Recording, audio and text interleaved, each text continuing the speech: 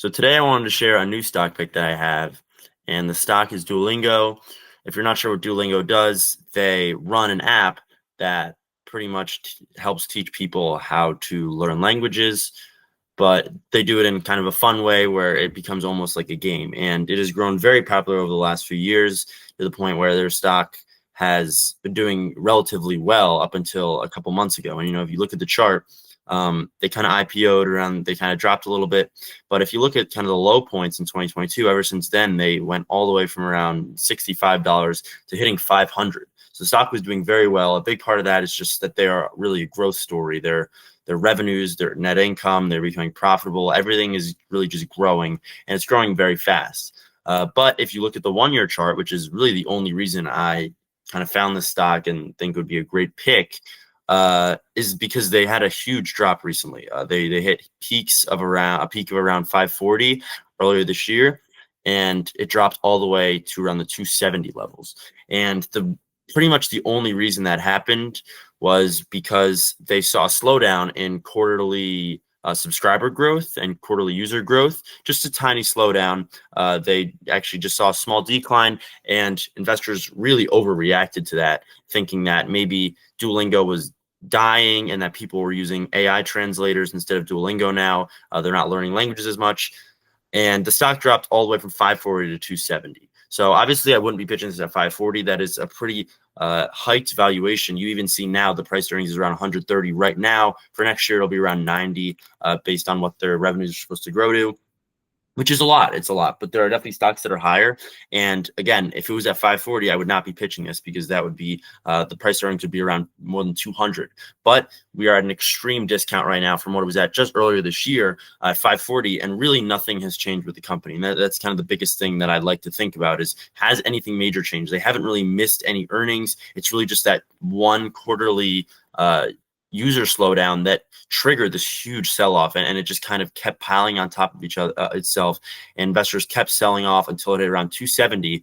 And I wouldn't really pitch this if it was still dropping, but it did see a nice little rebound at the 270 level. And now we're heading back up to around 300, 320. And this is kind of the same logic that I used with Vistra, my Vistra pick, because again, it dropped all the way from Vistra dropped, more than 50%. And it was really just because earlier in the year, there was the tariff issues and nothing changed with the company. And you see Vistra now, and it's rebounded more and even higher than it was before the drop. So that's exactly what I think is going to happen with Duolingo. And that's why this isn't exactly a very long-term pick. I'm not going to hold Duolingo and expect it to go like 10x.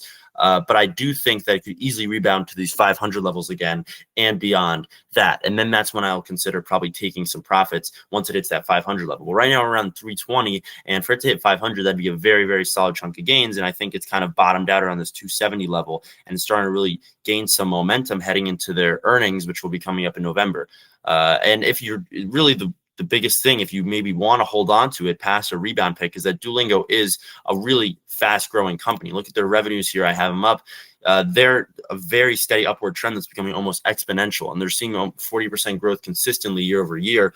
And there's really no sign of that slowing down. The only fear that investors had was that there would be the AI issues with people using AI translators. But another big thing that I look for and that I really love to see from a company like this is that they've become profitable. And the same thing happened with Uber, which is why I invested in Uber. And they went from being largely unprofitable and the stock was struggling to becoming profitable. And now Duolingo is really growing its net income 90% year over year, which is really, really, really nice.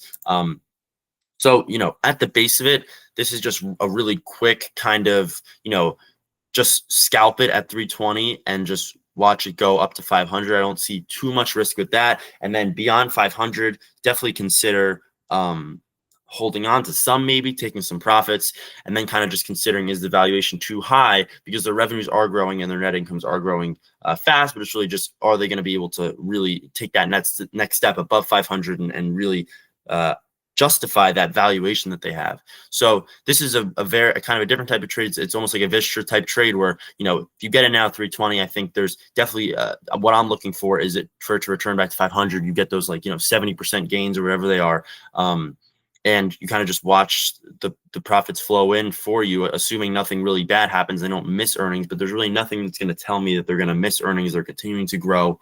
They're continuing to advertise more. So I really do like this pick, just not exactly like a 10-year down the road pick, but just for now, I really do like it. So let me know what you think in the comments about Duolingo. Maybe if you're buying, maybe if you're going to sit in the sidelines and watch. If you like the video, please subscribe. And yeah, see you next week.